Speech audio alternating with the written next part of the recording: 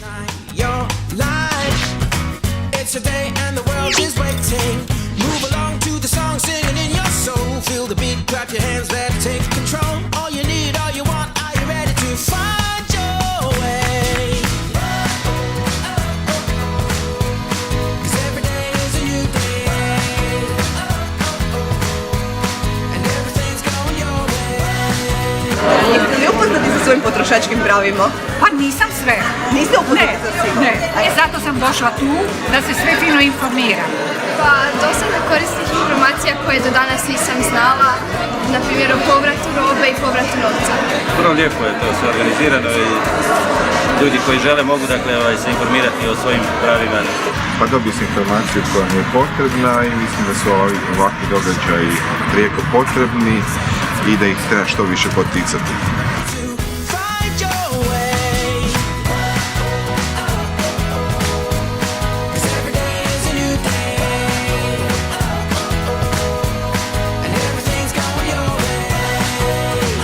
Punu torbu brošura smo dobili. Pa evo, kupila sam par brošura baš za djecu, o sigurnosti na internetu.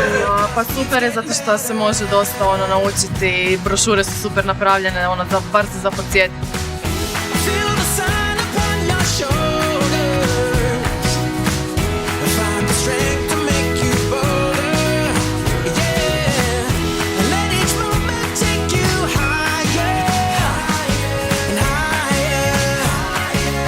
Iako je Svjetski dan zaštite prava potrošača prigoda da intenzivnije i glasnije progovorimo o pravima potrošača, želim naglasiti da zaštita prava potrošača, informiranje potrošača o njihovim pravima nije neki jednokratni događaj.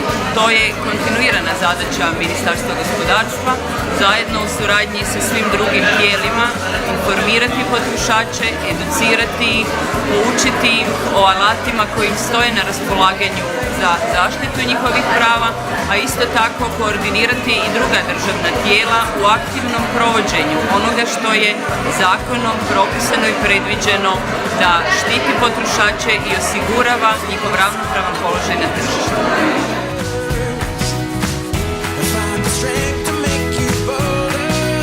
Kako ocjenjujete današnje događanje? Jako dobro. Bilo je prilično korisno, da. Mislim da je vrlo pozitivno. Bilo je super jer sam naučila puno različitih stvari koje do danas nisam znala. Jako će mi biti korisno.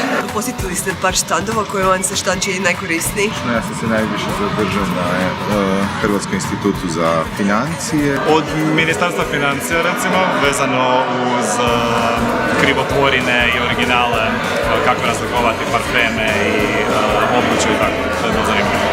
Hrvatska narodna banka, tamo smo najviše informacija dobili. Kod ove regulatorne agencije za mrežnu djelatnost, ili me to baš osobno zanima profesionalno?